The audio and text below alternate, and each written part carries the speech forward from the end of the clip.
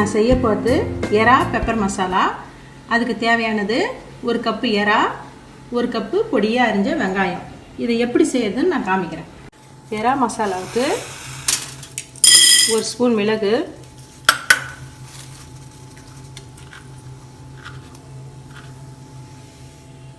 1 spoon சீரகம், 2 spoon மல்லி. இதை போட்டு நம்ம நல்லா பொரிய வச்சு எடுத்துக்குவோம். இப்போ இதை நம்ம ஆற வச்சு மிக்ஸி ஜாரில் பொடி பண்ணிக்கலாம். இப்போ அடுப்பில் கடாயில் 2 ஸ்பூன் எண்ணெய் ஊற்றிருக்கிறோம். ஒரு 1/2 ஸ்பூன் மசாலா போட்டுக்குவோம், பட்டை கிராம்பு மசாலா.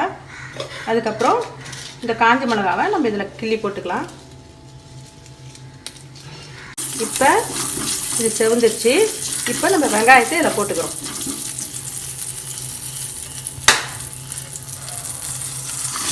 இந்த வெங்காயமும் கொஞ்சம் பொன்னிறமாக வதங்கட்டும்.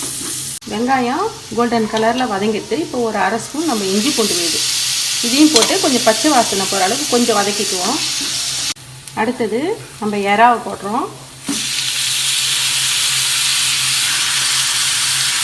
அதுக்கப்புறம் கொஞ்சம் மஞ்சள்தூள்,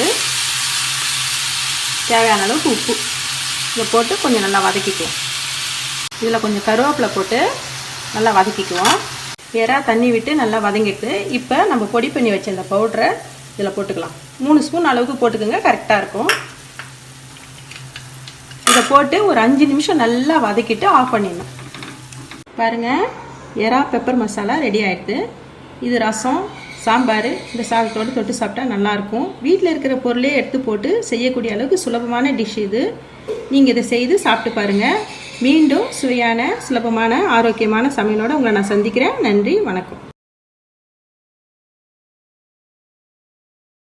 உங்களுக்கு இந்த வீடியோ பிடிச்சிருந்ததுன்னா லைக் பண்ணுங்க, ஷேர் பண்ணுங்க, சப்ஸ்கிரைப் பண்ணுங்க, மறக்காம பக்கத்துல பெல் டச் பண்ணுங்க.